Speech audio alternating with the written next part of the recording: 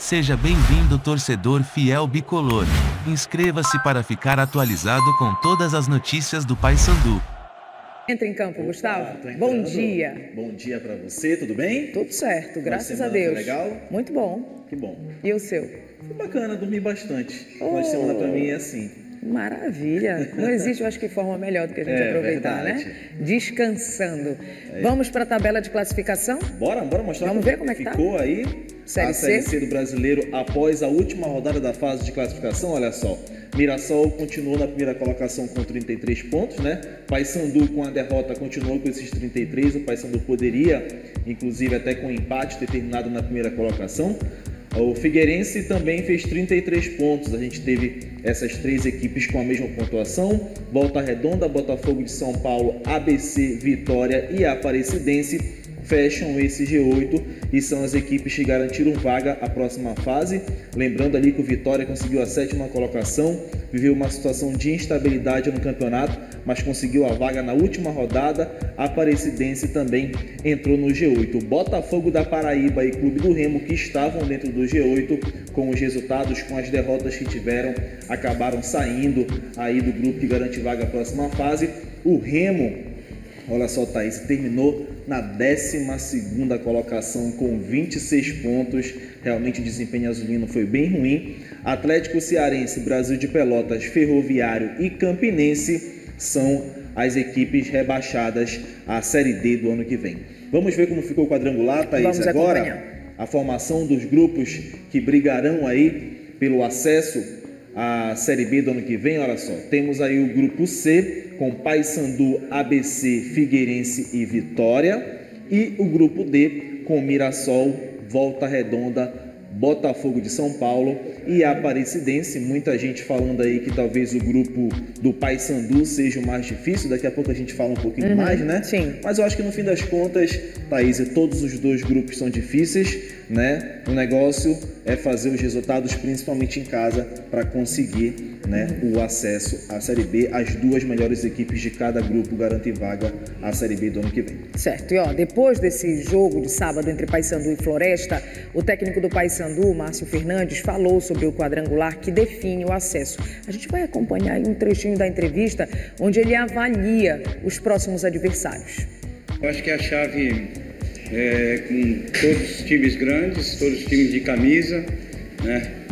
E como o Paysandu, nós temos as mesmas condições que as outras três. É nessa chave que a gente vai ter que fazer o nosso acesso, não tem outra. A única coisa que eu fico um pouco preocupado é realmente com a arbitragem. A gente tem que ter um pouquinho mais Não é possível. Às vezes tem lances duvidosos para a gente, para os outros é duvidosos e é certeza. Então essas coisas deixam a gente um pouco preocupado. Mas quanto a nossa chave, não tenho medo de nada. São 4 grandes equipes, da mesma forma que nós vamos enfrentar Figueirense, ABC e Vitória, eles também vão enfrentar o Paysandu.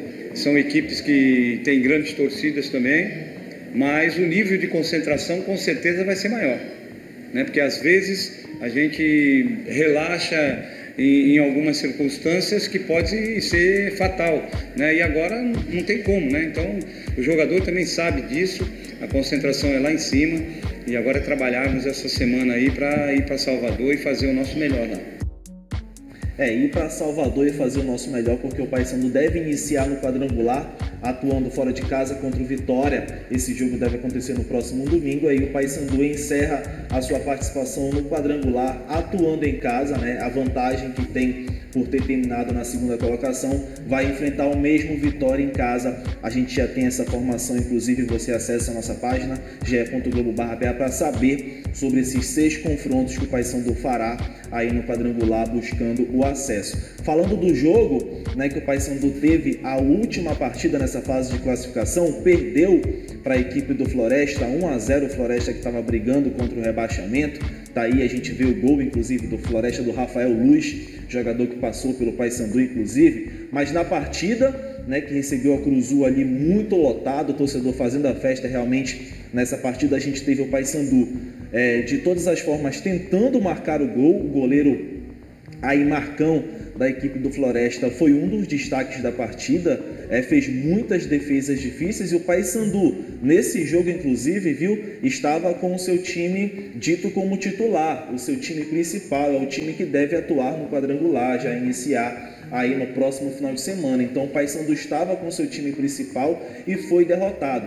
A gente sabe que existe todo um aspecto de que não era um jogo decisivo, de que o Paysandu não tinha ali a obrigação de conseguir uma vitória para se classificar, mas o Paysandu estava com o seu time titular, realmente pressionou muito, teve muitas oportunidades de marcar o gol, mas não conseguiu, parando principalmente, eu repito, no goleiro aí do Floresta, que foi um jogador de destaque, né?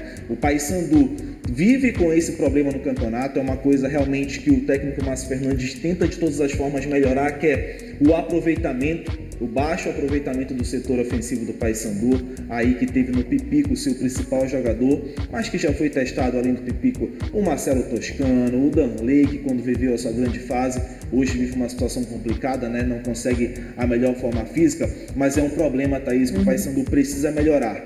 Essa situação ofensiva. Perdeu quando tinha que perder, quando poderia perder, e aí precisa melhorar, porque a sequência da competição vai ser mais difícil para o Papão aí no quadrangular. Pois é, o Remo também perdeu, inclusive desclassificado, né? Veio com a 7ª derrota, a equipe com 19 jogos na Série C. No sábado, em Ribeirão Preto, o Leão perdeu para o Botafogo de São Paulo, se despediu aí da competição. Acompanhe. O Remo entrou em campo garantido, pois estava no G8, mas as circunstâncias não garantiam nada. Primeiro, que o adversário da vez tinha vencido os últimos 6 jogos como mandante. Segundo, que parte dos concorrentes jogavam dentro de casa. Ou seja, era bom garantir uma vitória no interior de São Paulo. Mas o Botafogo de Ribeirão Preto respondeu na cobrança de falta de Jean Vitor. Zé Carlos defendeu. Na sobra, cruzamento e Salatiel mandou para fora. No final do primeiro tempo, o ex-atacante azulino fez boa jogada e bateu cruzado. Na sobra de Zé Carlos, Bruno Michel abriu o placar. Botafogo 1-0.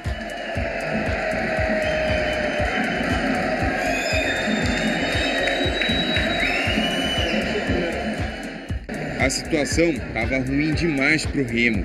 Aparecidense e Vitória já estavam vencendo os outros jogos. Na volta do intervalo, Neto chutou cruzado para mostrar que o Leão queria reagir. Brenner, em jogada aérea, ficou próximo do empate. Mas Jean Vitor aproveitou a bola que passou por toda a defesa do Remo. Botafogo 2-0, um duro golpe no Leão.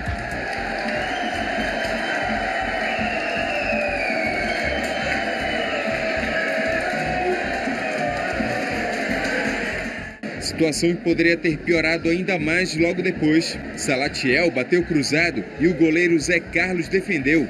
Aos 27, depois de uma jogada super confusa na área do Botafogo, Daniel Felipe aproveitou muito bem o cruzamento.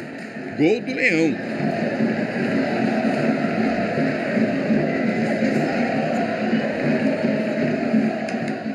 Aos 36, o time da casa poderia ter feito o terceiro, o que não mudou a melancólica despedida do Remo no Brasileiro. 2-1 foi o placar final. Depois de um rebaixamento impressionante na Série B do ano passado, o Leão vai jogar mais uma vez a 3ª divisão no ano que vem.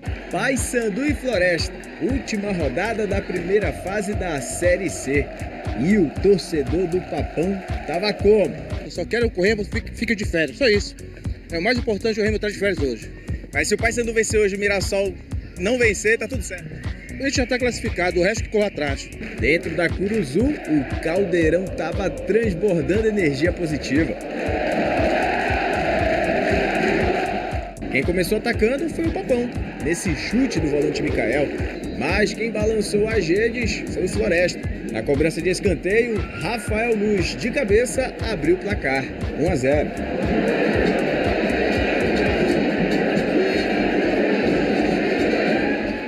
A resposta bicolor veio pela direita. Igor Carvalho caprichou no cruzamento. Pipico cabeceou, mas o goleiro Marcão defendeu. Na sequência, a tentativa do Papão foi para fora. Em mais uma oportunidade, Marlon deu trabalho. Pipico também tentou. A bola passou com perigo.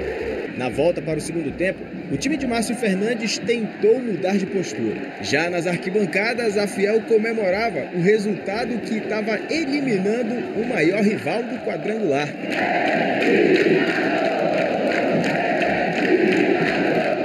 Os cearenses estavam ligados. Carlos Renato recebeu um belo passe. Na finalização, Thiago Coelho fechou tudo. Nesse lance, quase o goleiro bicolor foi surpreendido. E na falta, mostrou que os reflexos estavam em dia. O Paysandu reagiu. Serginho chutou bonito e por pouco saiu o empate. Marlon também estava querendo dele. Só dava Paysandu. Serginho, sempre que podia, arriscava. Nesse chute, Marcão foi bem demais. As poucas investidas do Floresta vinham na bola parada. A sorte dos bicolores era que o Thiago Coelho estava no gol. Serginho continuou tentando. E de novo. Na bola levantada na área, quase o Bicola empatou. No contra-ataque rápido do Floresta, Luan mandou para fora. E Dioguinho, no final, teve uma boa oportunidade, mas a bola teimava em não entrar. Fim de jogo, Paysandu 0, Floresta 1. Perder nunca é bom, né? A gente quer sempre ganhar. Eu sou um cara que exijo muito da minha equipe, mas se fosse pensar que a gente teria que perder um dia, talvez fosse esse o dia, né? Porque agora não temos mais esse privilégio de poder perder. Nós temos que entrar, acertar realmente o que a gente acha que não tá certo. Futebol, né? Os caras deram um chute no gol, um escanteio e conseguiram o gol. Depois passamos o jogo todo jogando em cima e aí faltou um pouco de tranquilidade na finalização para que a gente concretizasse as chances que a gente teve. Foram inúmeras, né? Se a gente pensar que há males que vem para o bem, talvez o Paysandu tire mais lições dessa partida contra o Floresta, já visando o quadrangular.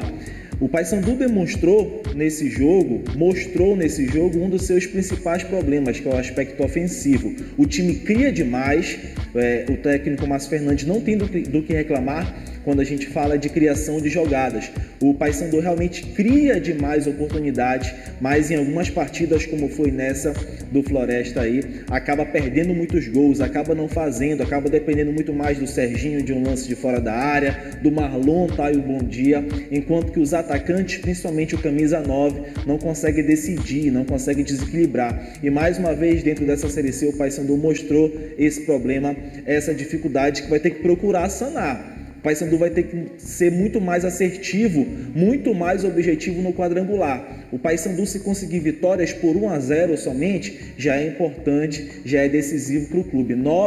De 9 a 10 pontos se garante aí, de repente, os 2 primeiros lugares dentro do quadrangular e automaticamente o acesso. Se o Paysandu fizer ali as suas 3 vitórias dentro de casa e conseguir talvez até beliscar um empate fora, consegue essa classificação.